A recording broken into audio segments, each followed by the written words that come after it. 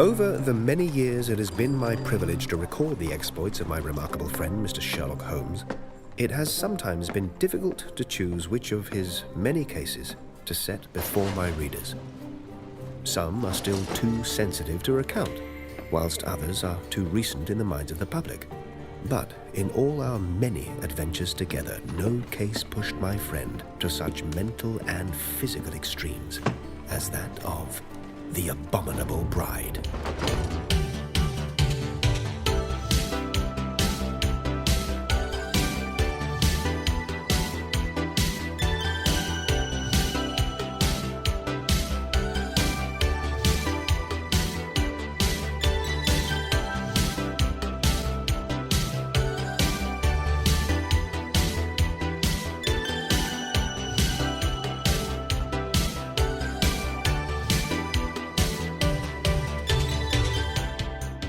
Welcome to Gimmicks, a podcast about the high-concept, experimental, structure-breaking gimmick episodes of TV, from musicals to noirs to a Victorian ghost story.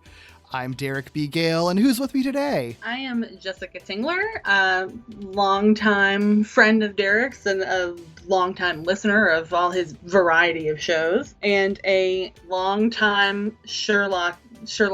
I've been with it from the beginning when this show started. Nice. Now, hey, Jessica, if you could use a Sherlock-style mind palace to go to any time period and solve a mystery, where and when would you go? Oh my gosh, what an excellent question. First of all, I don't know if I would have a mind palace.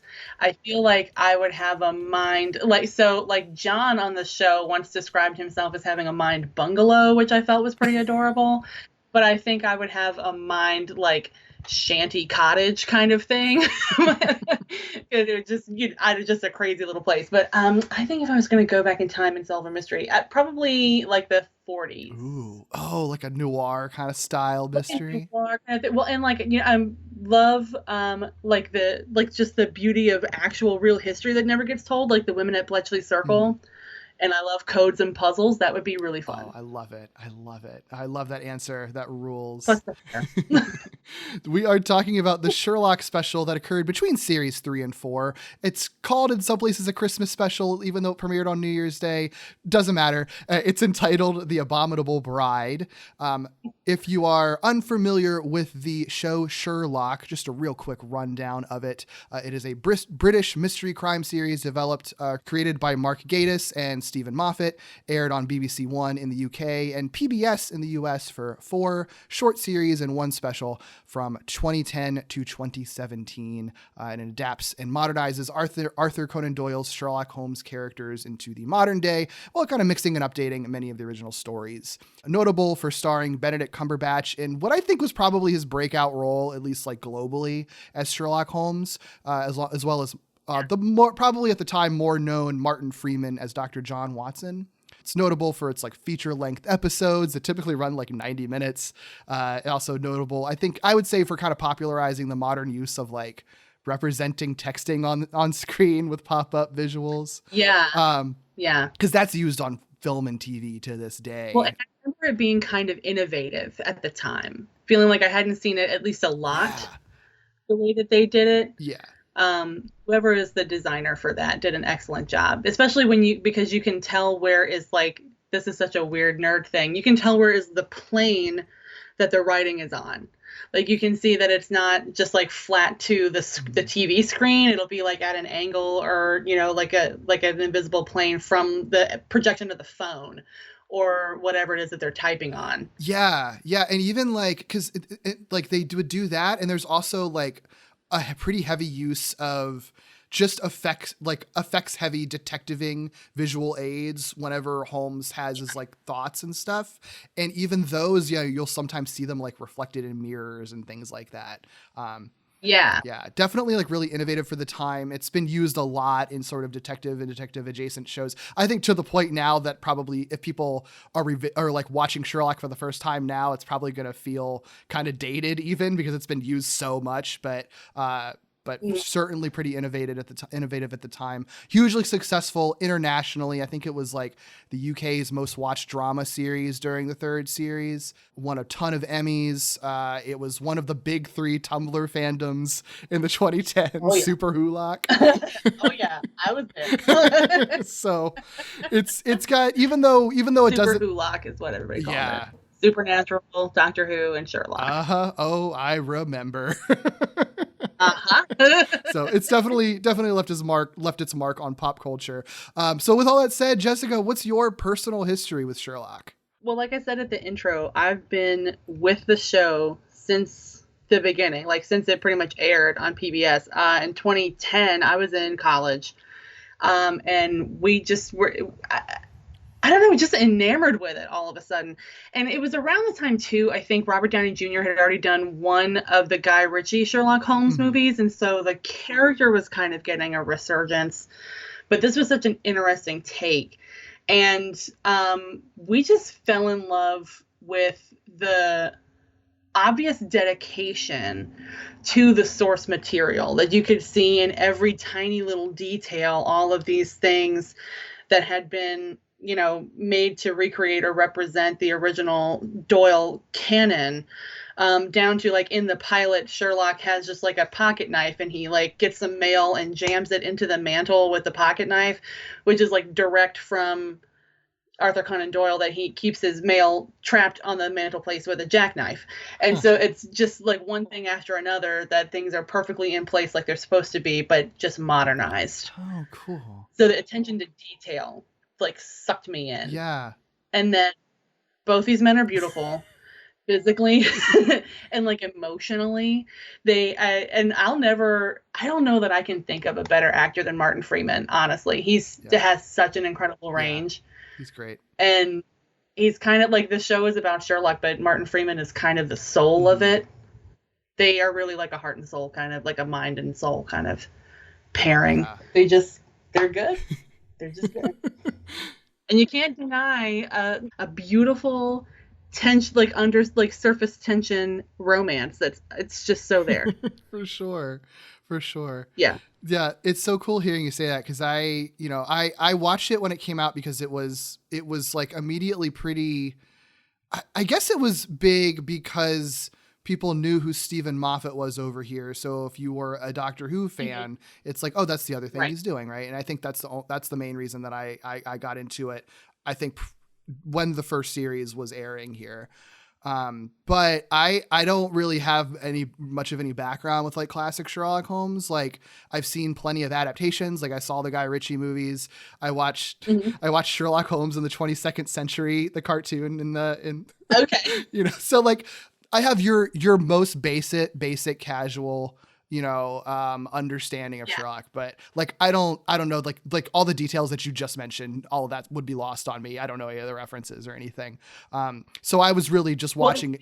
I have not read a majority of Arthur Conan Doyle's stories. I started to enjoy the stories and the characters when I was a child, because do you remember these great illustrated classic books? They're hardbacks with like a picture on every page. Mm-hmm. Okay. So, and I had like 2 or 3 that were Sherlock Holmes, or like one that was like a compendium, like the Hounds of Baskerville. Mm. And so like I knew some of the stories, like the kids version, the Reader's Digest version that was simplified. But I dove so deeply into this show that I learned way more about it, because there's a ton of source material. I have not read it all. There's a lot out there. Sure. Yeah. But I get into a fandom, man. For sure. Yeah, I dug it just as, it's like, oh, cool mystery show. And if it's like an obvious reference, like I know the game's afoot, like in lines like that. So if they reference that stuff, I get it, But I do think that I definitely fell victim to like the really long hiatuses between seasons. Cause I really dug the first 2 series, and I'm pretty sure I watched the third one, or at least maybe like the first couple episodes of it, but I have way less memory of those than I do of the first 2. And I think I was just kind of out of it by that point, and I never finished it. So this episode that we're talking about, I'd never seen it until watching it for this podcast. I haven't seen anything that comes after it either. To tell you the truth, I didn't even know that there was a 4th series. I thought that the 3rd series was the last one. So now, a lot of people are gonna feel like it should have been the end of it. I disagree. Unpopular Sherlock opinion. I kind of like season 4. Sure. Yeah. Cool. But are you afraid of spoilers? No, not at all. I don't care. I'm probably never going to watch it. Okay. All right. Well, then I'm here to just spoil everything. Yes. Awesome. Who are you? What do you do? What do you think? I say private detective. When the police are out of their depth, they consult me. Got anything? This is his hunting ground, right here in the heart of the city. Why didn't I think of that? Because you're an idiot. This is my friend, John Watson. Friend? Colleague? That's how you get your kicks, isn't it? You risk your life to prove you're clever. Shut up. I'm saying You were thinking. It's annoying. You like the funny cases, don't you? The surprising ones. Obviously. The game, Mrs. Hudson, is on. Time to play. Oh, I am playing. The name's Sherlock Holmes and the address is 221B Baker Street. Sherlock, Sunday at 9 on BBC One.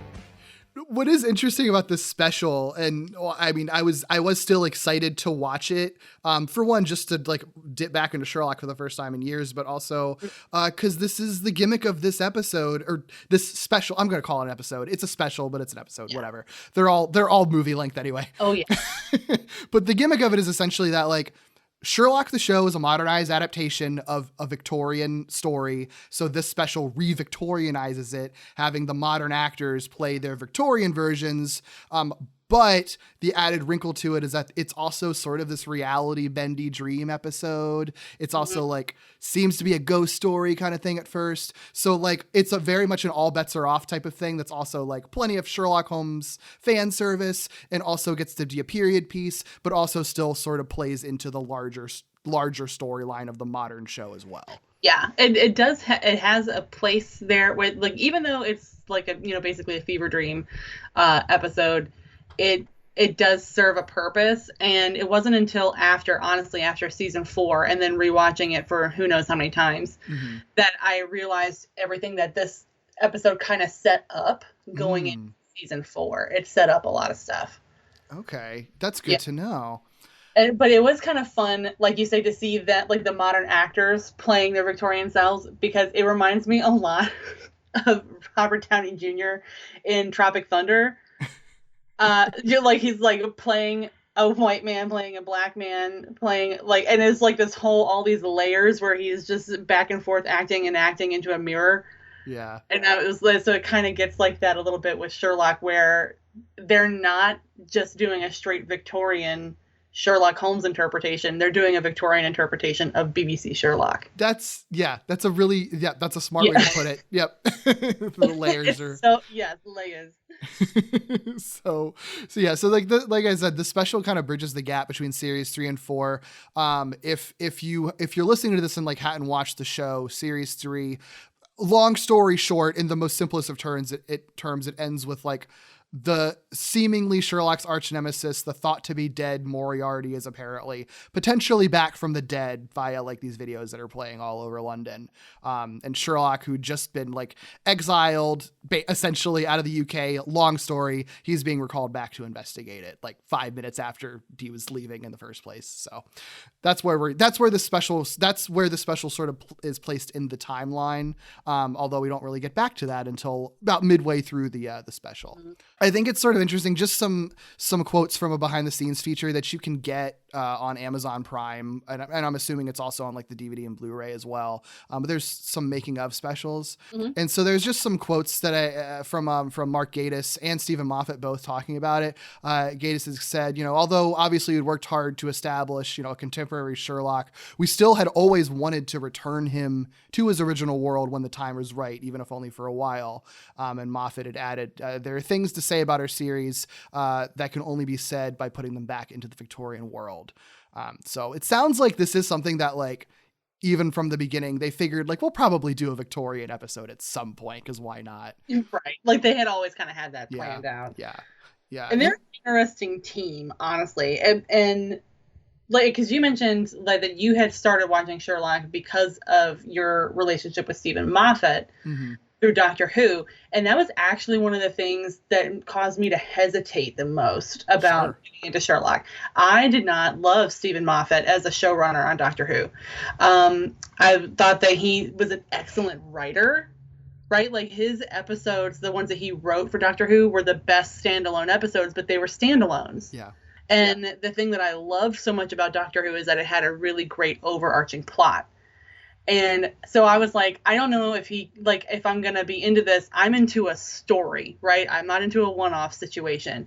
And I do love, though, that, and it might be because of a balance with Mark Gatiss, that they do tell a long story. There's like a long con, over season to season that I really love because it keeps me going back episode to episode. Yeah. Yeah. When they all connect to each other. But everybody has their preferences. A lot of people like episodic television. It's not my jam. Sure. Yeah. And no, that totally checks out. They also said like they thought felt like it was kind of a good opportunity to maybe like even re-engage with Doyle's classic stories. Because like it's like one of the examples that Gatiss used in that behind the scenes feature was that like using this for the kind of the canonical first meeting between Sherlock and Watson from Doyle's books was very intentional because they felt like that was something that was very rarely portrayed in the classical way from the beginning in most adaptations. So it was sort of a fun opportunity to do it with their versions of the characters. Yeah. Well, and what the quote that you pulled from the behind the scenes thing from Stephen Moffat about our show has things to say that like are best like interpreted through like the Victorian lens, to paraphrase very badly. To me, that it hits me straight at like one of my biggest issues with this show is what I feel is very obvious queer baiting. Sure. Throughout the entire thing. And I think that kind of comes into play, honestly, with the Victorian episode because of the restrictions of the society they're putting these characters in. That I feel like that goes together, the things that can't be said, which is a really big theme with Sherlock and John and their relationship, and that it almost makes more sense in Victorian England that these things go unsaid. Yeah, that makes sense. Even though I was never particularly tapped into Sherlock discourse, I was still on Tumblr in 2010. Right. So I knew about those conversations. Oh, yeah. For sure. And that's the other thing, too, that I think, and I'll be interested to hear your take on it as we kind of go through the episode. But like one of the other things they say about it is like one of those things that is a thing that they can really only be said in the Victorian world is sort of like how this show deals with female characters. Right. Because, like, I think that there's always been a conversation with Moffat's writing of women, like can often be very hit or miss in different ways. Yeah. And like in this one, they were interviewing Amanda Abington, who plays Mary Watson. And like, one of the things that they, was a big important point of emphasis was like contrasting how John and Mary interact in the present day versus how they interact, like their Victorian versions interact, where like she's kind of forced to be more subservient to him, even though she's still awesome, even in the Victorian era. And like one of the quotes she says, like she has to be slightly more subservient, but I didn't want her to feel repressed. Then she says, when you take those corsets off, literally and figuratively, you realize just how far we've come and also how much you've had for lunch.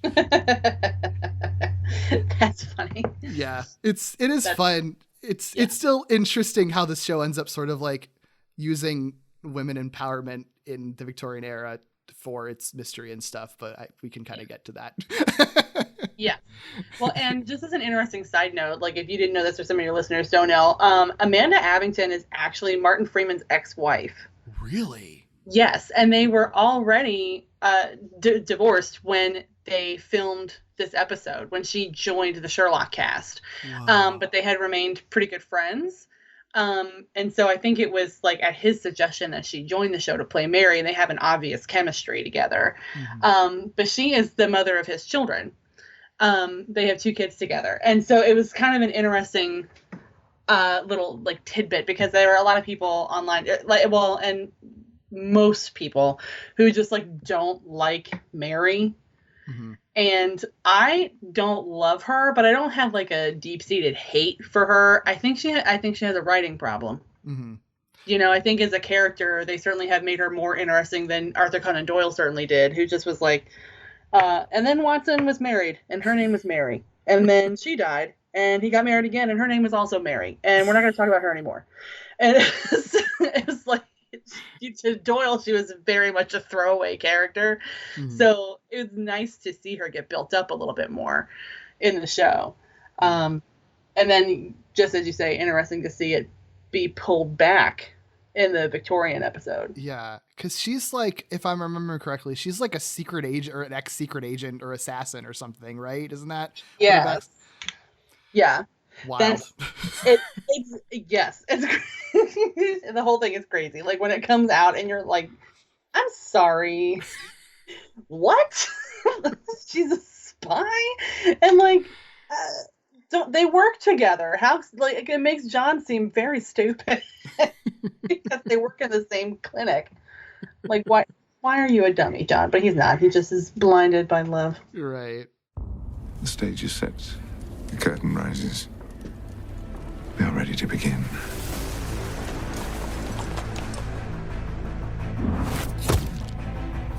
You promised to keep him safe. You promised. Well, Holmes, surely you must have some theory. We all have a past, Watson. Ghosts. They're the shadows that define our every sunny day. Every great cause has martyrs. Every war has suicide missions, and make no mistake, this is war. Why are you doing this? Tell me who you are. What made you like this? Oh, Watson. Nothing made me. I made me. Who are you?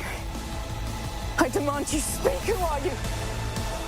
The name is Sherlock Holmes, and the address is 221B Baker Street. Little use us standing here in the dark.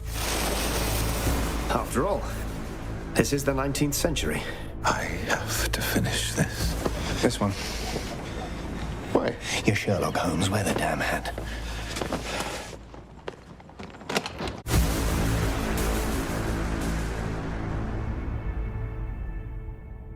This is just a funny thing because it's so typical of Stephen Moffat. Anyone who knows him of his stuff knows that he like especially during the Doctor Who days, and I think also probably with Sherlock too, like he just loves to like lie to the press. So it was definitely like publicized when this episode was being talked about before it came out. It's like, oh no, it's its own thing. It's a separate entity on its own. It's in its own little bubble, obviously to kind of cover up for the fact that it absolutely isn't a separate entity in its own little bubble. It absolutely is in the continuity of the series, just in its own way. Right. But, you know, covering for the surprise, I'm not mad about that. And I do think too, like the episode pretty quickly gives you hints that it's not just an alternate reality situation. Mm-hmm. Like it's not very long before they start dropping modern phrases and stuff and break the reality of it. So I think that's handled just fine. So yeah. I will say this episode won a Primetime Emmy for Outstanding Television Movie, which was the first win in that category for this show. So certainly got accolades. A lot of the reviews seem to have been kind of mixed, like not necessarily like negative or anything overall, but more like kind of love it or hate it, it seems like. And I read a couple of like negative pieces just out of curiosity to see what people are saying at the time. It really felt to me like it has less to do with this special in particular and more just sort of like general burnout with kind of the Stephen Moffat style of writing and like maybe where the show is going, just because it had become so convoluted by this point. Yeah. Yeah, and that's what I think it sort of comes from, because like there is one quote from a Vox article where Emily Vanderwerf said like Moffat's protagonists have a tendency to become strange alien gods after a few seasons. They're the ones who figure out the puzzle every time. Sherlock Holmes is the smartest and the best. He is the only one who can save us. And like I kind of get that, like me watching this almost out of context because this is the first time I've watched an episode in forever of this show and I've never even seen this one. I didn't really get that because it's sort of like, oh yeah, this is just taking place in Sherlock Holmes's head and he's a smart detective solver. But I can sort of get if you've been watching this show from series 1 over the years, you could start to feel like, well, wait, so this entire special, we're only getting Sherlock's perspective. We're not even paying attention much to any of the other characters. I kind of get that perspective, but I do sort of wonder if this is the kind of thing where if you didn't like it at the time, if you revisit it now, you might feel better about it just because there's been space between having been living in the show airing at the time, Sure. Yeah, I can see that. Well, and one of the frustrations that I had, and I said, earlier with the queer baiting for the show, but you're absolutely right. Like, how many times can you solve a mystery and I still want to be here for this without there being like an overarching story? And in the first 2 series, that was Moriarty. And when they came into series 3, they didn't introduce a big baddie right away. It was more episodic, where they had a couple of different villains. They had Toby Jones was one, who it always does a great job. Like, no matter what he does, he did a good job. But then with the introduction of this character, Charles Magnuson, who is at the end of series 3, the reason that Sherlock is in exile in the first place, he killed Magnuson to protect Mary, to protect John. And so, he ends up being, essentially, they're like, if we lock him up, it's going to be a problem. So let's just put him on like a suicide mission for the government. He won't come back, and then everybody's problems are solved. And the worst part is that Mycroft came up with that. His brother was like, we'll send him on a death mission, and then everyone's problems will be solved. What? This family is so fucked up. But it seemed to me as if they were trying to replicate the Moriarty plot, which is difficult because Moriarty was an excellent villain, and the way that he was played by Andrew Scott was just so perfect and manic in a way that was very like Joker-like. Yeah. Really, very playful in a crazy way. Yeah. And wonderful. They had a great chemistry as an ensemble. It seemed to me like the show needed to take more of a character path, like a character-focused path, a character development path, and they didn't. They kept trying to. It was almost like trying to reclaim glory days. You remember when we used to solve crimes together? It's like at some point you have to realize that you're 40. You're skinny, but no one can run like that just all the time in a heavy ass coat. Like, slow down for a minute. John has a baby. There's a whole, right. Their life is changing, and yet the show is trying to pretend like it's not. Right. That's all really interesting. And I agree. Andrew Scott's so good as Moriarty. He's so good in everything that he does. I love him in Fleabag as well. He's amazing in that show. Oh, I haven't seen it yet, and I regret that I haven't seen it yet. Oh, you won't regret it once you watch it. It's great. Both Okay. seasons are amazing. Okay. But I do think that that sort of context, I think, is actually kind of helpful, because this episode does really feel like it's kind of the show itself trying to deal with the literal ghost of Moriarty, the shadow of this character that sort of looms over the show, that it's like, you're never going to be able to top him. Should we bring him back? Maybe we should bring him back. Could we bring him back? And then eventually this show it kind of lands on, no, he's just dead for real. We've got to move on from this, basically. Right. And they put themselves in a hard place, right? Like, in a way, did they jump the shark too soon because they killed Moriarty after season 2 and continued the show? Mm-hmm. It reminds me of Once Upon a Time, where the first season was great, but then why the hell would you need a season 2? Like, the whole point was that Charming and Snow White weren't together anymore. Yep. But now they are. Like, why are we continuing with this show? Obviously, I watched all 7 seasons, and I have a lot of regrets. But now that, Moriarty's gone, you're stuck between a rock and a hard place where, can we bring him back from the dead?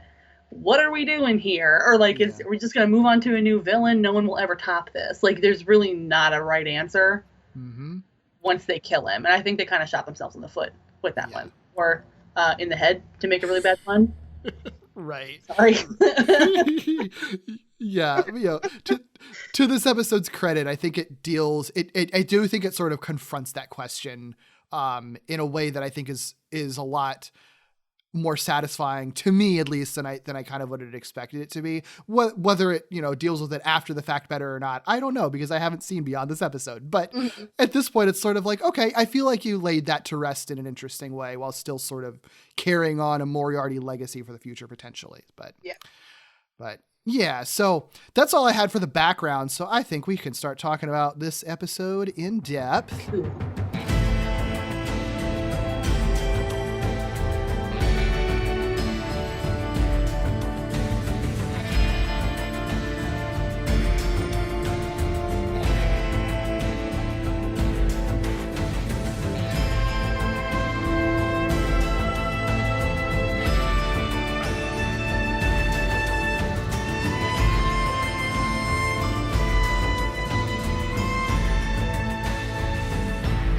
If you'd like to watch it along with us, it didn't seem to be like really readily available for streaming on a platform, but it is available for like digital purchase in a few places, and it is on, I think, DVD and Blu-ray. So you can still certainly find it if you'd like to watch it yourself. And I found it on Vimeo. Oh. Yeah, because they recently took the entire Sherlock series off of Netflix, which is why I haven't watched it in a minute. But I found this episode on Vimeo because I wanted to rewatch, and I don't have it on DVD. So there you go. The synopsis for The Abominable Bride on IMDb is really funny to me. It literally is just Sherlock Holmes and Dr. Watson find themselves in 1890s London in this Christmas special. That's it. It makes it sound like they time travel too. It does. Like they're just walking around like, wow, what is that? Look at that. Right. That's it. Also, Christmas special that originally aired on January 1st, 2016. Yeah. Okay, sure. Yeah. BBC has been kind of fast and loose with the term Christmas special here lately. Because I am a huge fan of another show called The Midwife. And they do the same thing. Their Christmas special doesn't air until like New Year's. So but it's still titled Christmas special. Like, okay. It's also like when Simpsons Halloween specials would air in November sometimes. It's like, well. Holiday season, I guess. Yeah. Yeah. So this was written by the series co-creators Stephen Moffat and Mark Gatiss. They're both also known, like we said, for writing on Doctor Who. Additionally, if you're not familiar with Moffat, he was the showrunner for Doctor Who for series 5 through 10. He also wrote the screenplay for Steven Spielberg's Adventures of Tintin movie. He's currently working on the Time Traveler's Wife TV series that I actually didn't realize was happening. So yeah, me either. That's interesting. Okay. Very curious to see how that goes. Yeah. And in addition to writing TV, Gatiss also frequently acts, including with the League of Gentlemen and as Tycho Nestoris in Game of Thrones and as Mycroft Holmes in this very series. This special was directed by Douglas McKinnon. He's directed tons of British TV since the 90s, including Doctor Who, Outlander, and most recently, Good Omens. So this special, I think it's kind of fun that, like, again, I feel like going into it, you're supposed to be expecting that it's going to just be an alternate timeline thing. It still gives you a very long recap of like lots of the major greatest hits of the show. Although I don't know that it like is coherent if you haven't actually watched it all. It's just a lot of random stuff in the recap. Yeah, it's a very quick.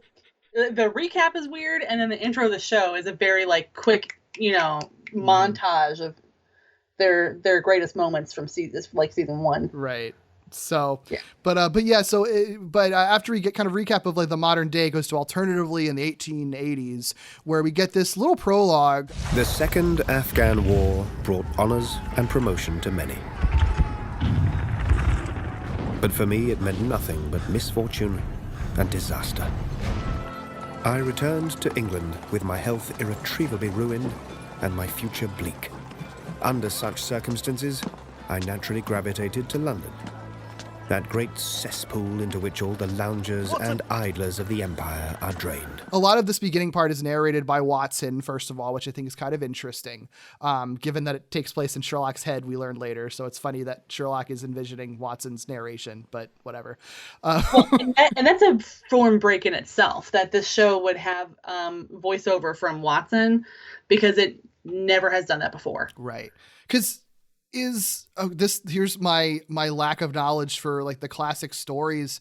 Are they often narrated by Watson in Doyle's stories, or are they third person? Yeah. So the Doyle canon is actually that these stories have been written by John Watson. They're like his diaries and his publications. After having met this ridiculous person, Sherlock Holmes, he decides to write them down. He's keeping his journals and he publishes the stories and that kind of thing. So there's kind of this whole side world where Watson is a published writer as well as like a practicing medical doctor. Gotcha. And they like touched on that a little bit in the Abominable Bride, because Watson is talking to like the papermonger, and they joke about the illustrator a lot. And the original Sherlock Holmes, like the short stories, were published in the Strand in the newspaper. But yeah, the stories are all told from Watson's perspective. I think there might be like 2 or 3 exceptions that are told from Holmes's perspective. Gotcha. And it checks out because a lot of he's writing stories in this special, and there's like a whole running gag of characters being like, I never say anything, do I? According to you, I just show people up the stairs and serve you breakfast. Well, within the narrative, that is, broadly speaking, your function. My what? Don't feel singled out, Mrs. Hudson. I'm hardly in the dog one. The dog one? I'm your landlady, not a plot device. Do you mean the Hound of the Baskervilles? You make the room so drab and dingy. Oh, blame it on the illustrator. He's out of control. you don't give me enough lines in your stories. Yeah. Am I going to be in the next one? Yeah, which is definitely what I would ask. So where am I? Of course. I'm a very important person in your life, sir. Bring me your paper every day. Well, I can tell you why I think this particular episode had a voiceover from Watson. Sure. And because it takes place in Sherlock's head, is at the very end of the episode, not to jump too much, we discover that Sherlock is having this particular dream because he's been reading John's blog, which is the modern adaptation of Watson publishing in the Strand. He's been rereading like the day that they met, right? John's blog from his perspective from the very beginning of their relationship. So in his dream, he is also getting their story from John's perspective. Because that's what he's been reading. So in this really interesting way, this episode is in Sherlock's mind, but I think it's honestly, it's what he thinks John sees him to be. That's how he thinks John perceives him. That's really interesting. I mean, it checks out, yeah, because a lot of this Victorian stuff, you can like, there's other characters in it. The way they're portrayed, it's sort of like, oh well, they only seem like that because this is how Sherlock is seeing them in his head right now. So that that's kind of a fun kind of like Inception-y sort of thing where it's like, like Sherlock is seeing Watson, how Watson sees Sherlock in Sherlock's head. Cool. I love it. Yeah. I think that's what's happening. Yeah. Yeah. So like this whole beginning really is, I mean, kind of more or less for fan service, but I think in a fun way, because this is, like I was referencing earlier, this is like kind of the retelling of Watson and Sherlock's first meeting, where Watson shows up, meets Sherlock, who's like beating corpses to see how long bruising can happen after death. Yeah. And Watson's like, this guy seems very interesting. We're going to live together now. Dr. Watson, Mr. Sherlock. Excellent reflexes. You'll do. I'm sorry? I have my own suite of rooms near Regent's Park. Between us, we could afford them. Rooms? Who said anything about rooms? I did a mention to Stanford this morning. I was in need of a fellow lodger. Now he appears after lunch in the company of a man of military aspect with a tan and a recent injury, both suggestive of the campaign in Afghanistan and an enforced departure from it. The conclusion seemed inescapable. We'll finalize the details tomorrow evening. Now, if you'll excuse me, I have a hanging in Wandsworth, and I'd hate them to start without me. A hanging? I take a professional interest. I also play the violin and smoke a pipe. I presume that's not a problem. Oh, well. And you're clearly acclimatized to never getting to the end of a sentence. We'll get along splendidly. And that brings us into like the new version of the opening credits for the Victorian era, which is kind of fun that they did that. It's cute. Especially because London looks almost exactly the same. Victorian London, modern London, very little difference. I think the London Eye, and what the building is called the Gherkin. It's like it. It's hilarious. So we flash forward to kind of our main story in 1895. So this is after Watson has been working with Holmes for a while. They've solved a bunch of cases. He's writing stories in the Strand, like we referenced. Martin Freeman has a beautiful handlebar mustache that I love to death. I do too. I think it's gorgeous. Yep, it looks great on him. Yeah, it does, and like it got a lot of hate, and it was a joke from season 3 about him having grown this mustache after Sherlock died, like in obvious grief.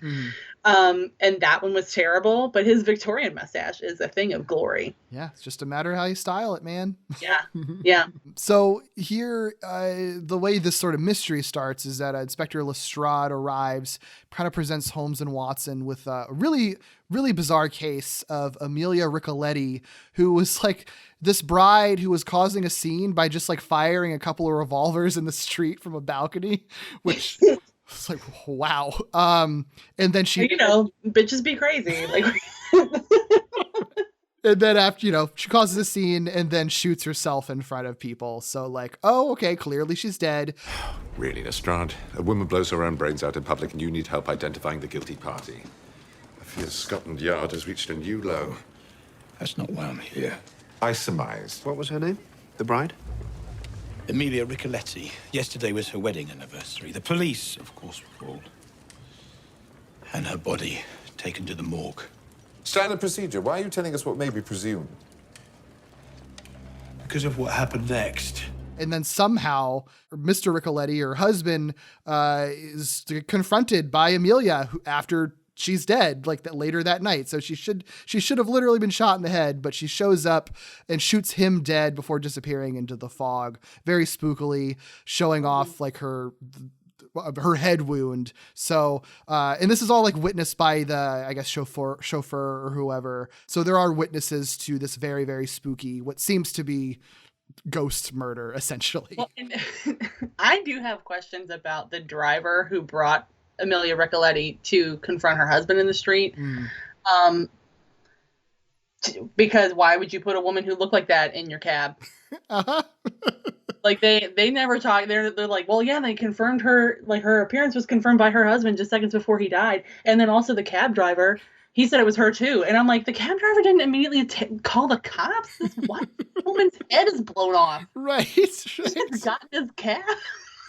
Like, I guess he just never saw the back of her head, but... Yeah, I don't know. Sure, lady, in your wedding dress, that seems normal. But obviously, Holmes is like, that's weird. I guess I'll take this case. Yeah. Extraordinary. Impossible. Superb. Suicide, a street theatre, murder by corpse. Lestrade, you're spoiling us. What's in your hat and coat? Where are we going? To the morgue. There's not a moment to lose. Which one can so rarely say of a morgue. An important note from this scene is that we also see Mary and Watson interact in this. It's very clear in this one. We kind of referenced it that like in the Victorian version of this, like they have sort of this divide between them because Watson's gone all the time and Watson thinks that Mary's just kind of sitting at home waiting for him. Mm-hmm. But we learn that she is working for women's voting rights. There's a funny little exchange when she mentions it. Lestrade's like, I'm part of a campaign, you know. Oh, campaign? Votes for women. And are you for or against? Get out. Right. Fuck you. Get out. Yeah. I do like that little moment. Yeah. And I love throughout this episode this really weird way, like I said before, I freaking love Martin Freeman. He's an unbelievable actor. He behaves so strangely with Mary in this episode. And like in the other series 3 and 4, when he is with her, they have like a comfortable rapport. You can tell what he's thinking and feeling. He's very expressive. And he's like very purposefully stiff. So I believe everything he's doing is a choice. Yeah. Like Martin Freeman as an actor. But it's so, he speaks to her so strangely. He doesn't like look at her directly. He has like a weird body language with her. And it's odd. But I think when you put on the Sherlock glasses, mm-hmm. that were in Sherlock's mind, that must be how Sherlock views their relationship. That's interesting. Because Sherlock doesn't know how to deal with people. So like, what do you even do with a woman? Right. I don't.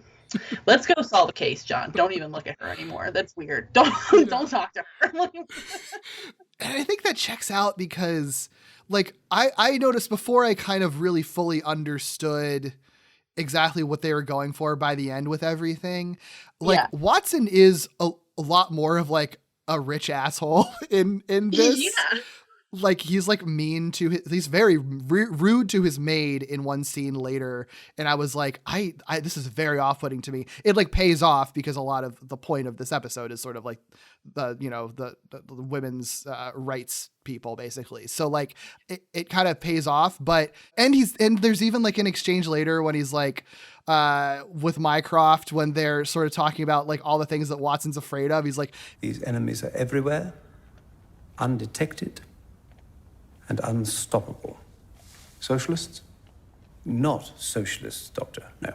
Anarchists? No. The French? The suffragists? Is there any large body of people you're not concerned about? Dr. Watson is endlessly vigilant. Watson is just a dick and probably like racist and classist and everything, you know. He fits the bill of a Victorian gentleman. Right. Yeah. Yeah. But I also, it's kind of funny to note too that most of the time when he's being the least John and the most Watson, to sort of separate timelines, is when Sherlock or Holmes is not there. Right? So like when Sherlock leaves the room, Watson becomes a two-dimensional character. Ooh. That he just is, and like it reminds me too of that episode of Community where they're in the imaginary, like the dreamatorium, and Abed's pretending to be Troy and Britta on a date. Yeah. And it's like not very well acted. Yeah. And so that's kind of what I'm like, if Sherlock is just filling in the blanks of what happens in the room when he's not there, then people are going to be awkward and stiff just like he is. Yeah. Oh, that's... And like kind of dick. And just... Like, just, I picture them always having awkward hands. That's such a great comparison. Oh, that's fascinating. So, like, we kind of see the morgue as Sherlock is kind of investigating all this. And this is where we get to see Dr. Hooper, who in modern times is a woman. Like, that's a change from the canon, right? Like, originally, Dr. Hooper in the Doyle stories is a man. They gender swapped her for the modern era, but then they like do what at first appears to be a reverse gender swap, and it's just the actress playing a male version, but then it's like still flipped on its head because it actually turns like it's made very clear pretty quickly that no, it actually in the canon is a woman dressed as a man because this is the only way that she could get a job doing what she wants to do, essentially. Right, which is interesting, is one of the only anachronisms that I know of in this episode. I've done some research, particularly like weirdly enough for a Sherlock fanfic that I was writing, because I do that a lot. Like looking into Victorian burial practices, which is where we get most of our modern like ideas about death and the ceremony, the ritual of burial. That at the time it would have been highly inappropriate for a man to examine a dead woman's body. Really? That there were female undertakers for this sole purpose, for like cleaning and changing and like undertaking women's bodies, because it wouldn't be appropriate for a man to have his hands all over a naked woman. Right. So it's that like that was an interesting take to make Molly be, you know, drag king Molly. Right. But weird also that she could have been a woman, like historically speaking. Yeah. Oh, that's then it seems like the only reason that they do it at all is for a kind of the fan servicey, like now Dr. Hooper's a man, like in the original stories, but also not really. Right. But then also, you know, and then playing again into like how the mystery in the Victorian era kind of unfolds later on, I guess. So like, I get why they did it, but it would have still been fun to just not have to do that too. It'd be more historically accurate. Right. For her to, yeah. Well, and this could be giving the writers a bit more credit than is not necessarily deserved here, but then should be handed out. there are, a whole group of people who really ship Sherlock and Molly. They're wrong, but like this is to me, I can see how like maybe changing Molly into a male undertaker in this instance, or a woman dressed as a man, would be because Sherlock views her only as a colleague. And that's my take on it. Other people are like, no, he's in love with her. She's the only one that cares for him. Blah, blah, blah, blah, blah. Yeah. No, you're wrong. You're dumb. You're wrong. But that's what I think anyway, that he views her as a colleague, which in some weird way, like in a Victorian era, I guess, makes her male. Yeah. I mean, Presenting. yeah, I see that logic there. I see the flawed logic that Sherlock would have in viewing Victorian times that way. That makes sense. Right. Yeah. And he doesn't know everything. He's an idiot in a lot of ways. Right. For So sure. for him to be like, and Molly, who's just a colleague, an undertaker, well, she can't be a she. It's 1895. So I guess I'll make her a he. Right. He didn't do in-depth enough research on Victorian era times. Right. He didn't go down the wormhole that I went down. I know how Victorians brush their teeth, but I love that you did, because that stuff is fascinating. It really is. Yeah. Yeah.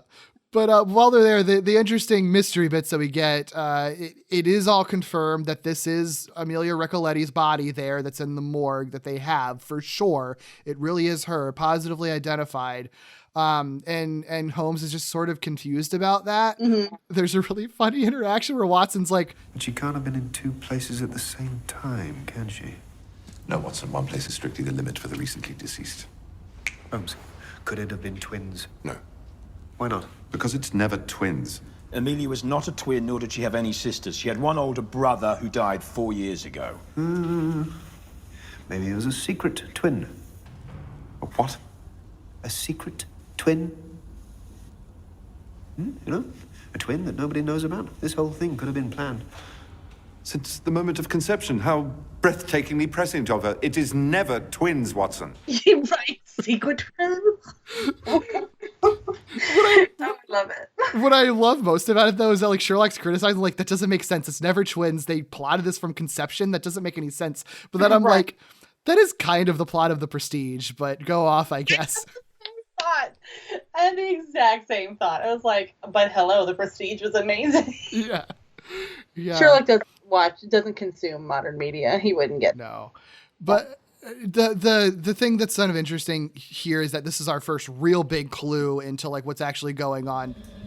Bullet through the brain. Back of the head blown clean off. How could he survive? She, you mean? Sorry? Not he, she. Yes, of course. You know, so obviously you're making the connection to Moriarty since he also shot himself in the head, right? So, right. Yeah. But I think the easy explanation right here is that like, well, I guess she's really dead. It must be copycat crimes, whatever. Let's not really think about it. So it flashes forward sometime later after this, where Holmes's brother Mycroft refers a case to him, which is the case of Lady Carmichael's husband, Sir Eustace Carmichael, who received a threatening warning in the form of an envelope of orange pips, which I had to look up are apparently seeds. That's some reference to a classic Holmes story. Sure. Okay. It is. It's yeah, the orange pips. I do believe it comes up in the Study in Scarlet in the first Holmes novel. Oh, interesting. Okay. Yeah, which has a really weird like here he talks about like the American connection. Did your husband ever spend time in America? Mm-hmm. And the Study in Scarlet has this really weird, just like flashback to Utah, to like a Brigham Young like Mormon camp thing, and I'm like, did I lose some pages? What is happening here? Like, so I think Doyle had kind of a fascination with America. Okay. At the time, the West. Sure. Okay. The thing that was more interesting to me than the pips was that they also both see the specter of Amelia Recoletti right there, like in their yard. So they're both very freaked out about that. And that's sort of where this case takes them from there. A few interesting things. We do get a scene of Sherlock and Watson meeting with Mycroft, and it's Mark Gatiss in a fat suit. You look well, sir? Really? I rather thought I looked enormous. Well, now you mention it, this level of consumption is incredibly injurious to your health. Your heart. No need to worry on that score, Watson. No? There's only a large cavity where that organ should reside. It's a family trait. Oh, I wasn't being critical. If you continue like this, sir, I give you 5 years at the most. 5? We thought 3, did we not, Sherlock? I'm still inclined to 4. Not a bad fat suit. No, it does look good. Yeah, it looks realistic. It's just a weird choice. It's a weird choice. Well, and throughout the Sherlock BBC series, they constantly are like referring to, alluding to apparently the fact that Mycroft used to be heavy. Mm-hmm. And so they just like, Sherlock doesn't ever want him to forget that, the way that Mycroft doesn't want Sherlock to forget that he's quote unquote the smart one. Yeah. And I think that Sherlock, in this very little brother way, is like, yeah, well, you used to be fat. Mm-hmm. And it just brings it up all the time. But in the Doyle canon, Mycroft is a corpulent person. Sure. He's a large man. I think that the best interpretation here is that this is Sherlock's imagining of Mycroft. Mm-hmm.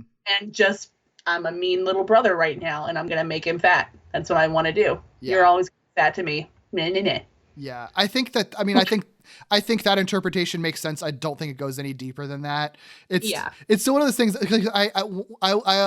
I was looking in the behind the scenes feature to see if they talk about it, because they do like go into like the prosthetics and stuff that they use, and obviously it was, you know, the skilled makeup artists and prosthetic artists and stuff, you know, creating the fat suit and everything.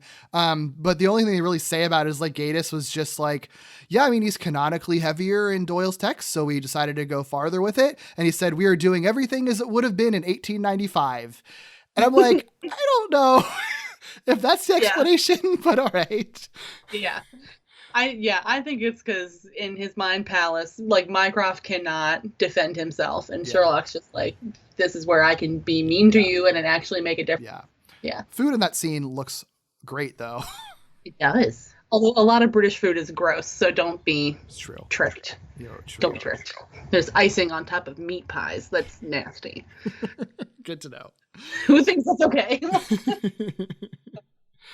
So Holmes and Watson go and they stake out the Carmichael's house. They also spot the ghostly looking bride like appearing and disappearing in front of them. So it's like, oh, is this really going to be a ghost story? Is that what y'all are going with? They hear the sound of breaking glass. They hear screams. They come in and they find Sir Eustace stabbed to death. So everyone's assuming, like, I guess the ghost is real and killed him, apparently. You really mustn't blame yourself, you know. No, you're quite right. I'm glad you're seeing sense. Watson is equally culpable. Between us, we've managed to botch this whole case. I gave an undertaking to protect that man. Now he's lying there with a dagger in his breast. In fact, you gave an undertaking to investigate his murder. In the confident expectation I would not have to. Lestrade arrives and notices that there's like a note on the dagger that Eustace was stabbed with. And Holmes is like, wait, I found the body and there wasn't a note there. Where did that come from? And the note simply says, miss me, which was a phrase used by the modern day James Moriarty, which definitely freaks Holmes way out. I love the whole little interaction that they have in the potting shed. Because, you know, not to beat a dead horse, everything that they do is, in my eyes, a cry for romance. These two men like love each other, so obviously it's not even funny.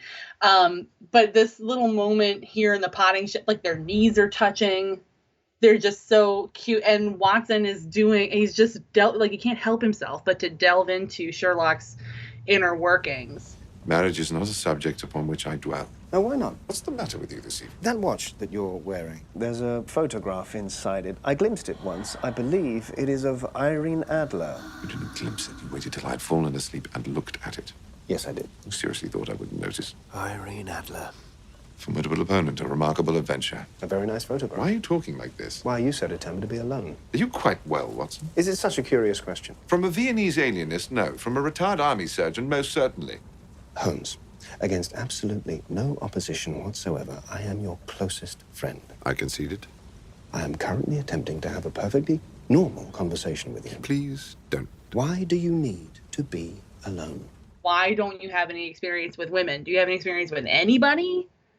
What is your sexual history? And I'm like, now's not the time, John. But when you consider also that the whole thing's happening in Sherlock's mind, it's that he can't even stop thinking about it, about these interactions and these conversations with John. And, you know, maybe wishing that he had said something else. Yeah. Ever. Yeah. That's an interesting interpretation. Cause I really like that scene too. And I like that it's like, they're just like friends who are actually talking to each other when it's, you know, when normally we're seeing them on cases and doing the work and solving mysteries. It's sort of like, no, they're just talking about themselves like friends should. And, you know, you can add the romance on top of it as well. I think the writers would just be like, no, they're just friends. So, but either interpretation, it still is just nice to like see them talking on kind of a purely human level, almost in a way that like Sherlock probably can't in real life as much. Like I mean, he's still cagey even in the dream version, but like being able to like actually at least initiate these conversations, even in the context of like chasing a ghost is. Yeah. Well, and you know, it's almost like how everybody does this. They practice conversations and arguments when you're alone in the car. Yeah. That I think that's kind of what Sherlock is doing here, because notice, and when it's just the two of them, this is the most like John that Watson has behaved throughout this whole episode. He's trying to like, you know, open Sherlock up a little bit. He's speaking familiarly, and he just is kind of being the close friend that Sherlock takes him for. Yeah. And so it's so interesting to see how, like I pointed out before, how when Sherlock is not there, he's really two-dimensional. And when Sherlock is there, he's a bit more. But when it's just the two of them, this is like the most well-rounded. Like you can see this insight into modern day John. Yeah. In this little enclosed little bubble that they have in the potting shed. Right. Yeah, that makes a lot of sense. Which again, I think is great acting choices out of Freeman especially, but Cumberbatch as well. Like I think they just really probably talked it to death. Yeah, I mean, no matter what, you know, anyone's misgivings might be about this show for, you know, a variety of reasons, I just think that like Freeman and Cumberbatch always kill it. Like they're great. They're always great. Oh yeah. So like Holmes is freaked out by the Moriarty thing. He meditates, probably also takes a bunch of drugs, and has a vision of Moriarty like kind of insulting him a bunch. Like, it's a dangerous habit to finger loaded firearms in the pocket of one's dressing gown. Or are you just pleased to see me? You didn't expect me to turn up at the scene of the crime, did you? Poor old Sir Eustace. He got what was coming to him. But you couldn't have killed him. Oh, so what? Doesn't matter. Stop it. Stop this. You don't care about Sir Eustace or the bride or any of it. There's only one thing in this whole business that you find interesting. I know what you're doing. The bride put a gun in her mouth and shot the back of her head off, and then she came back. Impossible. But she did it. And you need to know how. How? Don't you? It's tearing your world apart not knowing. You're trying to stop me. To distract me, derail me. Because doesn't this remind you of another case? Hasn't this all happened before? There's nothing new under the sun.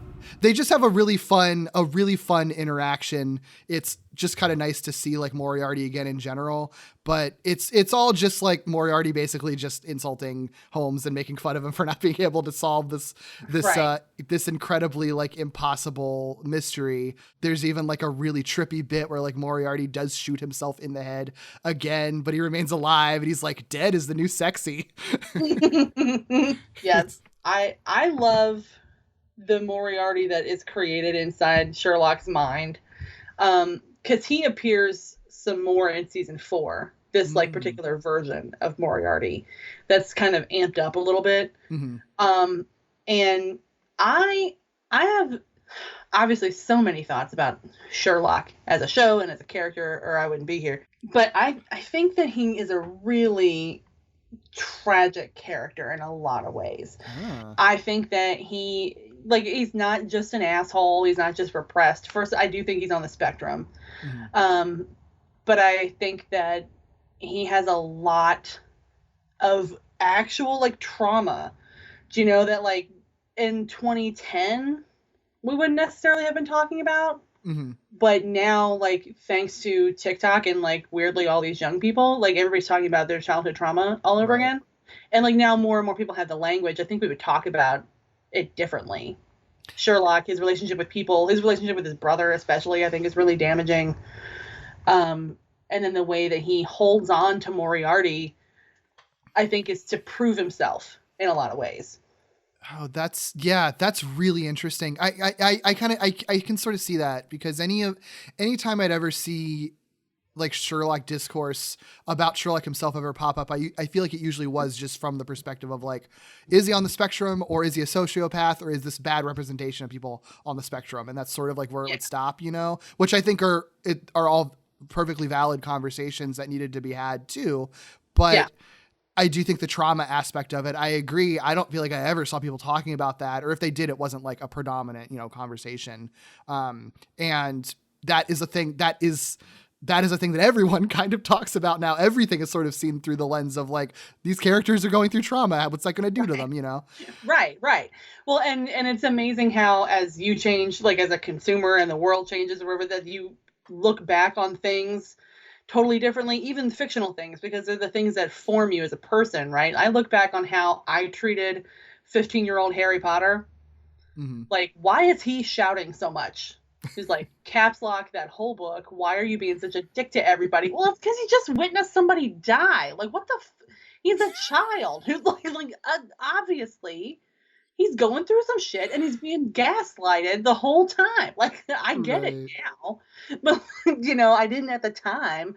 And I hate that I made light of it. He's a fictional character, but he's a foundational brick in my person. Sure. You know, like, and so I hate that I didn't get it then. I get it now. Yeah. But it's the way the perspective has, it matters. That's all really interesting. And like, and if you're watching this in real time, this is obviously the moment where like the reality just sort of crumbles completely. Yeah. And it shifts and is fully revealed that like, yes, this is technically like a dream world from the present day. More specifically, it's like Sherlock in his mind palace, like on drugs to enhance it. So it's like a very, this is like his sort of mind palace, him trying to like work through this old case while he is on his plane trip back to the UK. So it's like taking place over like 10 minutes or whatever. And like Mycroft, John, and Mary go to the plane. This is all present day. Like I said, they kind of find frustrated Sherlock rambling about this unsolved Ricoletti case. I have to go back. What? Yeah, I was nearly there. I nearly had it. What on earth are you talking about? Go back where? You didn't get very far. Ricoletti and his abominable wife. Don't you understand? No, of course we don't. You're not making any sense, Sherlock. It was a case, a famous one from 100 years ago. Lodged in my hard drive. She seemed to be dead, but then she came back. What, like Moriarty? Shot herself in the head, exactly like Moriarty. His explanation, like you could probably guess, is that he was trying to sort of use solving that case to help him solve the case of Moriarty's return, since they're both very similar. People got shot in the head and then seemingly came back to life, right? People also are like kind of berating about his drug use and everything, which I feel like is pretty common in this show. But it doesn't take very long before he falls right back into his Victorian dream world again. Yeah, they do a lot of not very good caretaking of a recovering addict, like, honestly. Yeah. And I think because he's really standoffish and he's so intelligent, I think that people around him really kind of underestimate what I feel is a very childish person. He's a recovering drug addict, but his the show has never mentioned has he been to rehab, has he like had help of any kind, or are they just like, he comes from like the upper class, right? Or they just pretend that this isn't happening, right? Like, you know, and for like John and Mary, both medical professionals, to just be like, snap out of it, you asshole. Yeah. Well, it's like they kind of have the assumption that like well, you're smart enough to get why this is wrong, so you should get it. So we're not going to help you along. We're just going to yell at you because you're smart enough to get it. Come on. Because you're smart enough to understand that this is wrong and bad and dangerous and it's hurting all of us. And I'm like, for a minute, this is a little selfish. Sherlock's a dick all the time. I get it. But he also maybe wouldn't be. Yeah. People treated him differently. I don't know. There's not a lot of excuses for his behavior. Yeah, no, but I fully get it though. Yeah. Especially because again, through the trauma lens, like they should realize that like the whole Moriarty thing was a big deal for him. So that is clearly him coming back would be a trigger to spiraling in some way, and in this case, it like weirdly still he spirals in a positive way because he kind of has character growth or whatever, but they don't know that that's going to happen. So, well, and I'm actually really glad that you said a trigger that Moriarty would be the thing to trigger him, because he wasn't. And the thing that triggered Sherlock in this instance, he took all these drugs, and we find out at the end that he took enough to overdose. Which is saying a lot for someone who's been doing heroin and cocaine for a long time. That he took enough drugs to overdose probably shortly before getting on the plane. Yeah. Which is right after he said goodbye to John. Oh, that's a good point. I didn't think about the timeline. Yeah, because it's only been a few minutes. Yeah. Right. So that he's, on the tarmac waiting for John, and maybe I don't know, shut up, I think is usually Sherlock's method of choice. John arrives and he's not quite lost it yet, but he's going off on a suicide mission for Mycroft, and he's never going to see John again. And he gets on this plane and starts reading John's blog and reminiscing and just wishing things were different. And then Moriarty comes back. Oh, yeah. It's like trauma on top of trauma. Right. But the trigger here in this moment is totally different. It's not Moriarty. That just piles on top of it. I never would have crossed my mind. I love that. That totally checks out. Well, and I have such a love in a weird way for just a really sad story. I don't know why. I love it. I love when there's angst and there's pain and there's like trauma in a story. I just love it. I don't love it in real life. Sure. But I just like a dark horse. There he be. Sure. Yeah. For sure. To bring this stuff to the surface and bring the mood of your show down. No, it's cool. That is my job. Hey. I mean, it's a pretty dark show. It's a dark show.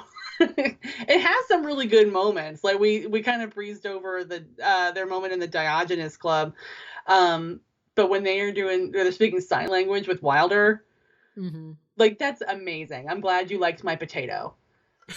Like I kind of want it on a shirt.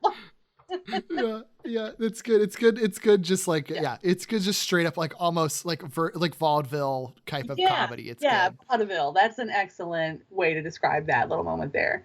Yeah. And then Martin Freeman or John and his little, sorry, what? Like in this absolute silence moment, they're speaking sign language, just doesn't get it. What? I love it. It's great. I love it. So back in the Victorian reality or Victorian dream, Holmes can't escape people berating him for using drugs because he wakes up to that Victorian Watson also berating him for using drugs. Right. He receives a telegram from Mary, and basically the thing with Mary in the Victorian story is that she's been working with Mycroft, who wanted someone else to sort of also be kind of keeping an eye on Holmes, on Sherlock as well. So she's kind of done her own investigating, and she actually finds pretty much the key to the solution of the mystery, because she kind of finds that Amelia has co-conspirators at this like desanctified church. And there's just like this whole, like what seems to be like a creepy, like culty, demonic sort of thing going on, like ritual type thing going on. Definitely feels like somebody's going to get sacrificed. Right. So it's like still kind of fancy movie down there. Like, yeah. It's still fully embracing, like, is this a real ghost story horror movie thing? And it's a dream, so like all bets are off, who knows how this is going to go. But they kind of figure out the truth here, because a lot of this ritual stuff is really more for show, I guess. So essentially I'm going to try to explain this the best I can. The entire mystery here with Amelia Ricoletto was concocted by a secret sect of the women's rights movement, which consists of many women who appeared on the show before. It includes Dr. Hooper. It includes Watson's maid, who we berated. Some other characters that we've seen before are there.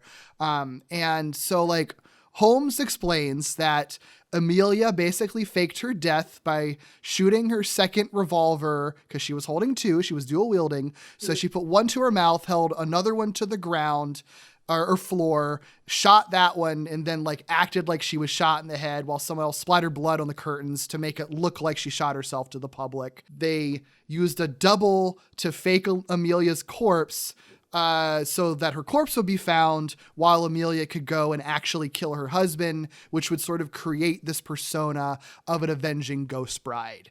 And she was able to pull off her body being positively identified in the morgue because she does still end up dying, but because she was already dying of consumption, she was like, well, why not make my death count?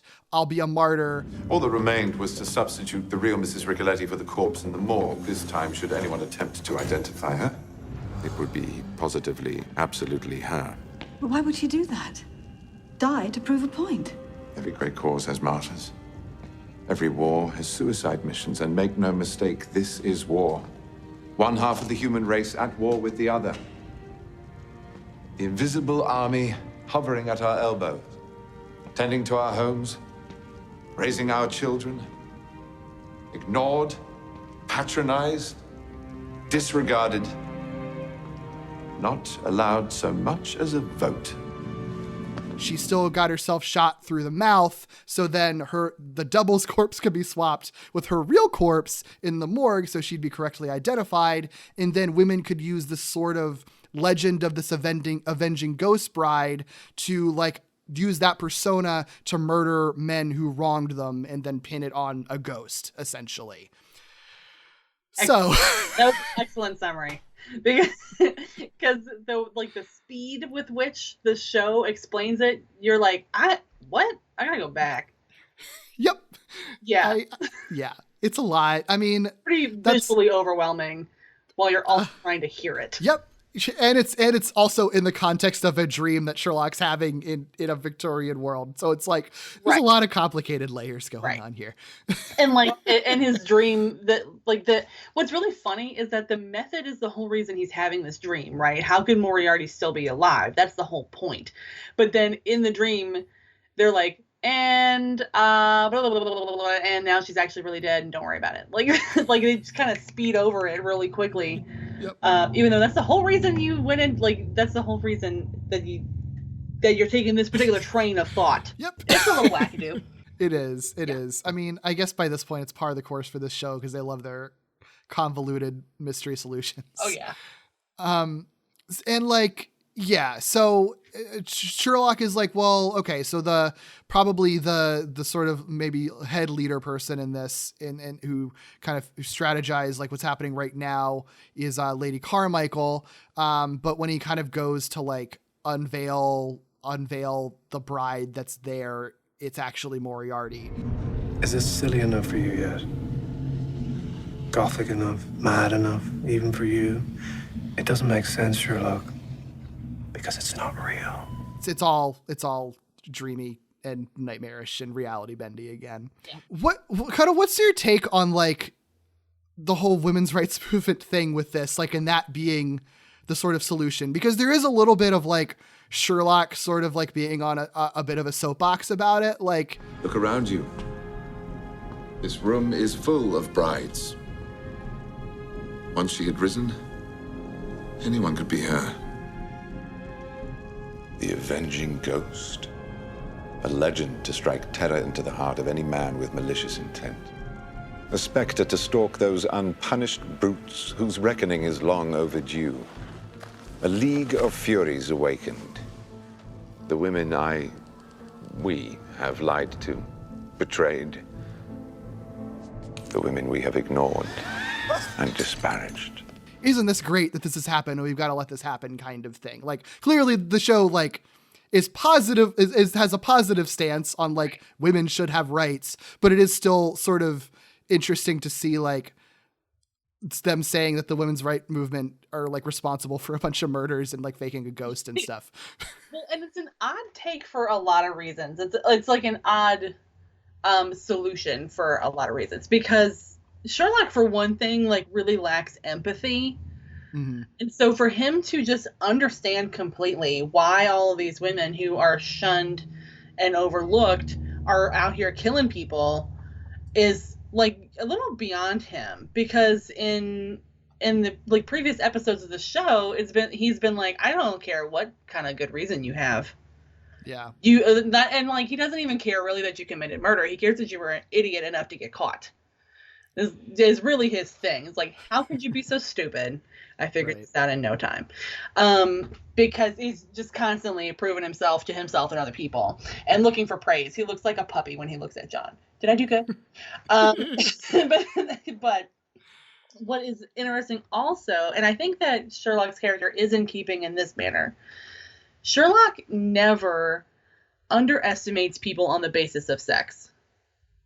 He has never done that in the show. He's never been like, oh, I don't know, it's just a girl. He's never thought that. Like he doesn't do it either necessarily with age. Like he's non-discriminatory towards like children or old people. Like he doesn't have any problems with them because of any of these things, these reasons that society overlooks people. And that could be because as like a drug addict and like someone who's rude, Sherlock is the kind of person who gets pushed aside a lot. Mm-hmm. And he doesn't have a lot of reasons to push other people aside like that other people do. Not because you're a woman, not because you're old, not because you're black, not because you're fat. Like he doesn't do any of that.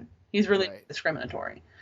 So it's interesting that in this episode he would be on a soapbox about it. Yeah. Because I think his character is more like, you're all idiots if you think that that's a reason to hate somebody. Yeah. It kind of felt like, even when I was watching it, it kind of felt like a little more of like, oh no, they're just using the character as a mouthpiece to like say where they stand on women's rights, which is like, I don't know if you needed to say that. I kind of assumed that a modern day person would be for women's voting rights, but sure. Thanks, I guess, for letting me know. I had the same thought where I'm like, is this just a loudspeaker for the showrunner, for Moffat, maybe because he's been criticized for his treatment of women. Right. Like, is this an opportunity for him to just say, no, you guys should at least have the right to vote? Like just to kind of speak up a little, get a little positive press. Yeah, it definitely feels a little pat on the backy in a way that's sort of weird. Because like they could have because it really is just like they could have had all of this I think fits into like the time period and the story and everything. It really is just like Sherlock getting on a soapbox about it. That's like, feels very out of place in it amongst everything else. Yeah, because he's not usually a lecturer especially on social issues. Right. That's not his jam. Right. And odd that he would be doing it in his own mind. Who is he talking to? Good point. Who is he trying to make this point to? Yeah. Yep. Sure, a little weird. Should be nicer to people. Thanks, Sherlock. I'll try. I don't know. Yeah. Yeah. Well, yeah. So all that happens. Reality crumbles again, and Sherlock's back in the present again, or so we think. This is another little weird bit where like he wakes up and he's like, I've got to find Amelia's grave to prove like what I figured out my mind palace is true, because like both her and her body double should both be buried together. So like digs up her coffin and there's only one body and he's really upset about it. The body starts talking to him and it's like, okay, so he's still dreaming again. This is like a whole other Inception thing going on. Right. Cool. Oh no, I'm still asleep. Yeah. Personally, I felt like that was just there to make the episode longer. I didn't need that entire sequence. It's like, just keep me in one time period of that. We don't need the whole mystery. What is a dream? What isn't reality thing going on here? I don't need that. And because honestly, I would have liked the moment better if it hadn't turned out to be a dream, or even like the end of it wasn't a dream, because there's like a vague possibility that it started out as reality and then maybe Sherlock passed out and the end, part where the body is coming to life, is the dream part. That he actually did go try to exhume Amelia Recoletti's body. But that I would believe more like in a character development sort of way, that Sherlock would be desperate enough to go do this. to go, unbury somebody from 150 years ago just to see if he was right. Right. And to put his own mind at rest, to prove himself to everyone around him. But I can see that it would almost be more meaningful if the dream hadn't happened, if he had gone and there's no body double, it's just the one person, and he just collapses in on himself. Yeah. It would have been more meaningful. It would have been more moving, I think. I agree. Insight into Sherlock, the way he views himself. Yeah, because I was into it at first when it's just like his sort of desperation, like there was the desperation of like digging into his own brain for this 100-year-old case to figure out this even more complicated case that's clearly going to be bothering him. And so the desperation of like going so far as to dig up a corpse, I think that all checks out. And I think that that's really compelling to see, like he's just very on edge about all of this and sort of teetering on the edge, Yeah. But, and then, so it's sort of like, it almost just felt unnecessary to make that part a dream, really. Agreed. But yeah, so, he realizes he's also dreaming, and then he like shifts right back again to Victorian era, in this case on the ledge next to the Reichenbach Falls with Moriarty, just like the classic Sherlock Holmes stories. Reichenbach is how you say it, right? I'm pronouncing that right? That's how I say it. Cool. Yeah. But yeah, so I mean, like, this is another thing that's like probably a fan servicey kind of thing, but it's so cool to see. Like, you get the classic Victorian Moriarty Sherlock Holmes fight at the falls. It's a whole thing. Like, it's obviously meant to be cathartic because like they get to fight each other. Moriarty's dead. Not in your mind. I'll never be dead there. You once called your brain a hard drive. Well, say hello to the virus. This is how we end, you and I. Always here, always together. Moriarty's kind of criticizing him because it's like you're all alone in this.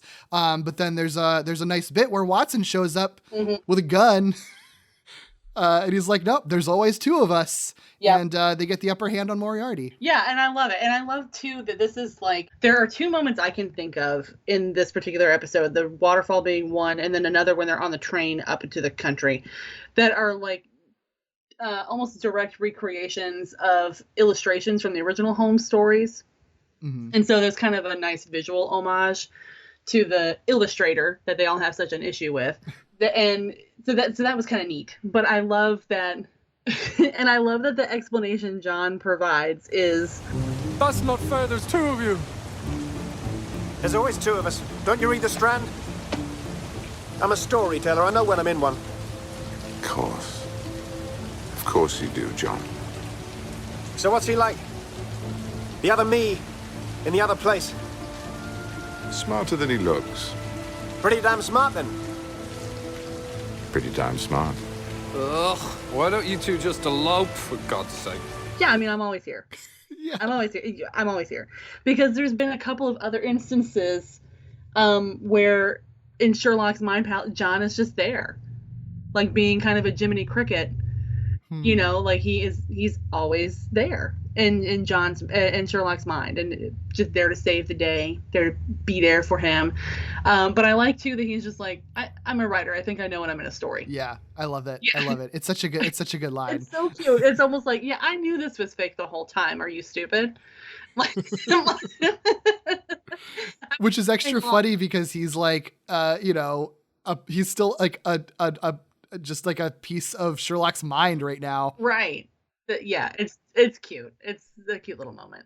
Yeah. I like the weird kind of symmetry of Sherlock jumping off the Reichenbach Falls and jumping off the building in the episode called the Reichenbach Falls. Like it's a very, it's this nice little even, round circular thing that they do. And an interesting way for him to come out of a drug-induced dream coma, I guess. Yeah. Yeah. Yeah. Because that's what he does. Yeah. Just jumps off a cliff and wakes up back in the present, like for real this time. Yeah. After Moriarty tells him, why don't you two just get a room? Oh, God, yeah. Moriarty's like, I see what the audience is seeing. I see what everyone on Tumblr is saying about you all. I think that was pure fan service right there. Ugh, why don't you get a room already? Like, they just like, yeah. They did address it. Yep. Not nearly correctly, but there they go. But yeah, so like it turns out that the whole point of this is that Sherlock had all these dreams to come to the conclusion that Amelia Ricoletti died for real. It was all a ruse. And therefore, Moriarty, too, really is dead for real. This isn't a case where we're trying to figure out how he was brought back or something, or how he faked his death. He really did die, and that was the point of it. Moriarty's alive, then? I never said he was alive. I said he was back. So he's dead. Of course he's dead. He blew his own brains out. No one survives that. I just went to the trouble of an overdose to prove it. Moriarty is dead. No question. But more importantly, I know exactly what he's going to do next. Really, the real mystery is sort of like who's really trying to continue on his legacy. He did obviously arrange for people to carry out his plans afterwards. Yeah. So there is always going to be the Moriarty shadow over things, but he himself is dead. It's a matter of figuring out who is carrying out his plans. Yes, and that's like, I wish a direction that they had gone in more intentionally with the show after this point. Like the whole thing with Magnuson, I didn't really like because he wasn't connected to anything. He just came out of nowhere. But I do fully believe that Moriarty could continue to control a web of criminals from beyond the grave. Yeah. That he would think this far ahead and have people who are willing to do whatever he was doing. And the general sort of like fan understanding, the fanon, if you will, is that the person who most naturally will take up Moriarty's mantle is a man named Sebastian Moran, who is a character from the Arthur Conan Doyle canon, kind of like Moriarty's like lieutenant. And so like he should be the next big baddie, but still have with this shadow of Moriarty hovering over all of it. And like, I wish that was the direction they had gone. Instead, they kind of like went in a gas leak direction. Okay. for season 4. That was weird.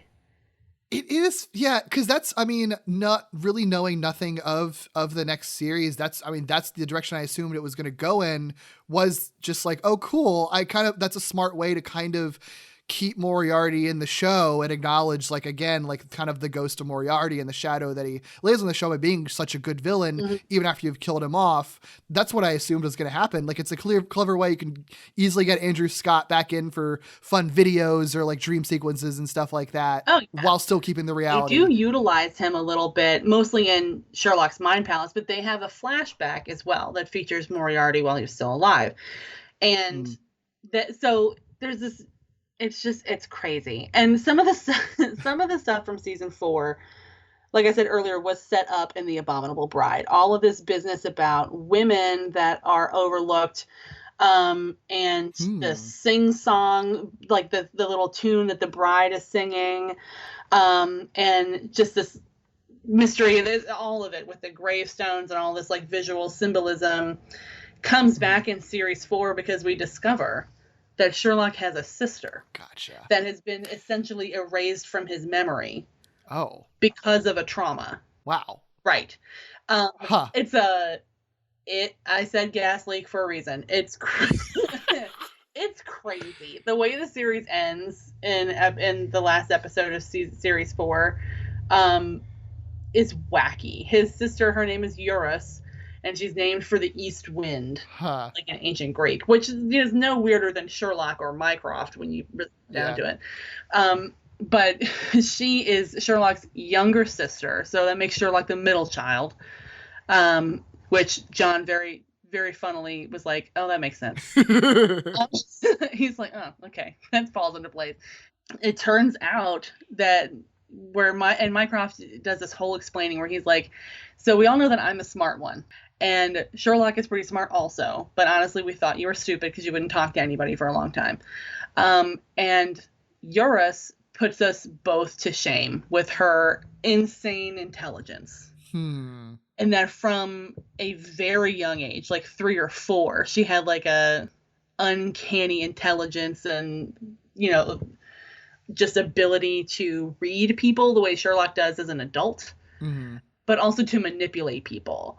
And the big twist in the whole thing is that she killed Sherlock's childhood friend, Victor Trevor, then like got sent away. Like she was like an actual sociopath. She like killed animals. She killed a child. Jesus. And was sent away to live on some island prison somewhere. Wow. And that's where she's grown up. And then the last episode, they go and visit her in this weird Hannibal Lecter style like cell. And psych, jokes on you. I've trapped everybody in the prison. And you're all gonna die at my hands now. Like, she was friends with Moriarty. She knew him. It just wow. I can't even explain it in any kind of succinct way to anybody who hasn't seen it, because it's insane. Unhinged, like bananas. That is the word. Oh my gosh. And like the reason that I don't hate series 4, even though like this is unhinged, it's unhinged, is because there's actually a lot of character development that happens.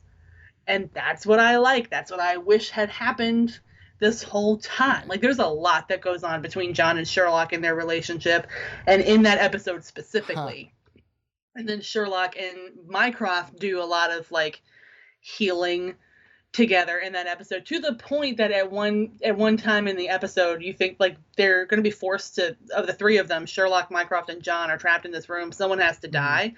Mycroft says, obviously, you're going to choose Dr. Watson. Go ahead and shoot me. Wow. And it's like, whoa, like this is like insane insight. Yeah, to their relationship, like all three of them interacting together. It's so heavy. It's so much. Damn. And like, I don't like the insane elements that this secret sister just came out of nowhere. Right. What? This man has a mind palace, and yet he's been brainwashed to think he doesn't have a sister anymore. Yeah. But like it just builds and builds so much about how, honestly, I think Mycroft is the the orchestrator of all of this. The pain that they all are going through. And I think Mycroft's a terrible person. I love the way that Mark Gatiss portrays him. I think he does an excellent job, but I think he's a terrible person. Gotcha. Yeah, it's crazy. And then there's also a theory online that all of series 4 is effectively a fever dream, or at least the last episode, because John Watson does get shot. Oh boy. I mean, and it sounds like a fever dream if there ever was one. So it certainly does. It most certainly does. So, and like, if they ever come back for a series 5, who the hell knows where this is gonna go? Yeah, that's maybe Sherlock will turn out to have a secret twin. You know what? I appreciate the nice like callback from that. I would like that. Be funny. Yeah. But it's like, what else could possibly happen? Let's go full soap opera. Why not? Right. Given that there's no supernatural element at play here. Yeah. Right. What else is going to happen? Right. Oh, that's bananas. It's bananas. Yep. Yeah. Yes. The only other part of this episode that I almost forgot about, there is like a cute little just tag at the end, essentially, where it like flashes back to the Victorian Holmes and Watson. And they're kind of talking about like flying machines, these telephone contraptions. What sort of lunatic fantasy is that? It was simply my conjecture of what a future world might look like and how you and I might fit inside it. From a drop of water, a logician should be able to infer the possibility of an Atlantic or a Niagara. Or a Reichenbach. Have you written up your account of the case? Yes. Modified to put it down as one of my rare failures, of course. Of course. They're playing it like we're writing the stories of modern day Sherlock and anticipating what the future will look like. Oh, right. What's an aeroplane and a mobile telephone? Weird. Right. It's cute. It's nothing to it. It's just cute. And that's exactly it. And that's like why I love time travel stories so much, is for moments like that where you have like the fish out of water element, right? And people just looking around in awe. But that cuteness of them just sitting, shooting the shit, talking about, I had a crazy dream while I was hopped up on cocaine yesterday. Oh, tell me about it. Yeah. Sounds interesting. Yeah. You could only come up with that if you were on drugs, Holmes. That's insane. Yep. That's great. Oh man. Well, this was really fun. Did you have any other Sherlockian thoughts that you wanted to bring up, or anything we didn't get a chance to talk about before we close out? I don't know. Well, so the only thing I jotted down, I jotted down two things. One is just a really random Disney reference because that's what I do. But the ghost illusion at the Carmichael's house, like that illusion has a name. It's called Pepper's Ghost. Oh yeah. Yeah, and that is how they still to this day project the ghosts in the ballroom scene at the Haunted Mansion. Wow. Disneyland. Yeah, that's how that is done. That's so cool. Yeah, so that's just a random thing that I know. But also in my research, my Victorian rabbit hole that I mentioned earlier, and this touches a little bit on the Arthur Conan Doyle canon. Watson didn't care that Sherlock did drugs all the time. He literally didn't care. He's like, well, yeah, I came home and he was laying on the couch. I think he had done some cocaine. He had a very specific 7% solution. It's a whole thing. But the reason he didn't care was because, and I don't know if you knew this, but cocaine was so prevalent in Victorian England, especially in London. Yeah. There's an opium den on every corner, which is a drug relative of heroin. But you could go to the pharmacy or the chemist in British English and buy cocaine tablets for your children for tooth pain. I did know over that the counter. It's wild. Yeah, that's so wild. I did know that it was more prevalent at the time. I still didn't know exactly how I knew that there was cocaine in certain foods and ingredients and stuff like that. Yep. But there's you can Google it. There's advertisements for Dr. Beecham or something, cocaine lozenges if you have a sore throat. They're cherry flavored. Man. Everywhere. Incredible. So I love that they kept up with this modern sensibility about how drugs are bad, because that's what, it's all in Sherlock's mind. That's what everybody tells him. That's what John tells him all the time. Right. And he's kind of being a nag about it. And why is it heroin or cocaine this time? Sherlock wags finger.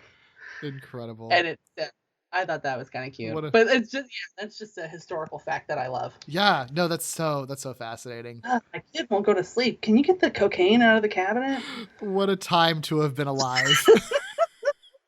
And these people survived. Yeah. What the hell? We're bad parents if we think about giving our daughter Benadryl because she won't go to sleep, and it's totally safe. Yeah. If only we had this kid 200 years ago. Just hop up on cocaine, it'll be fine. God, it would have been so much easier. She'd have some cocaine, I'd have some cocaine, we'd all have a great time. Everybody will just, have consumption or whatever. But other than that. But with our special lozenges, no one will care. Yeah, exactly. Yeah, I'll be nice and pale and thin.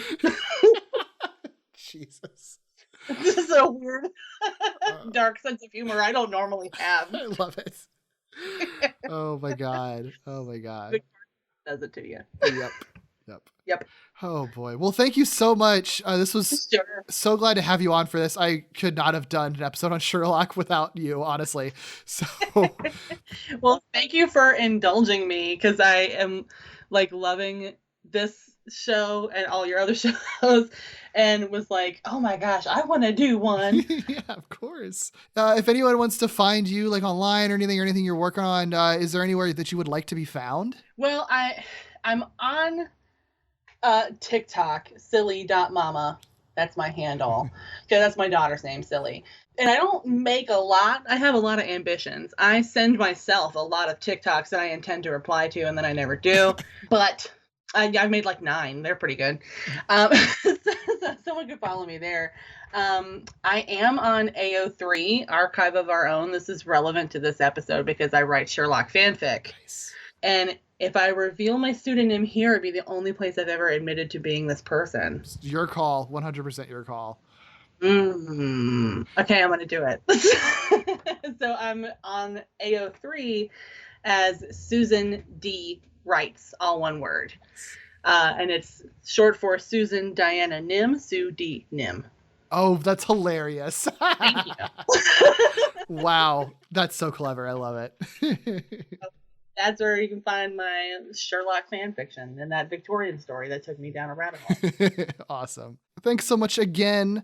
You can find me on Twitter at Derek B. Gale or on my other podcasts, Walloping Web Snappers, a Spider-Man podcast, which does deep dives into every Spider-Man cartoon ever made, and also Falling with Style, an ongoing Pixar movie marathon, which is a monthly podcast that dives into every Pixar film chronologically. Jessica's been on an episode of that one as well. You can also follow this podcast at Gimmicks Pod on Twitter and Instagram for some extra goodies, and email me your questions, feedback, and corrections to gimmicspodcast@gmail.com. Please rate, review, and subscribe to this podcast on all podcast platforms. And until next time, friends, keep being weird.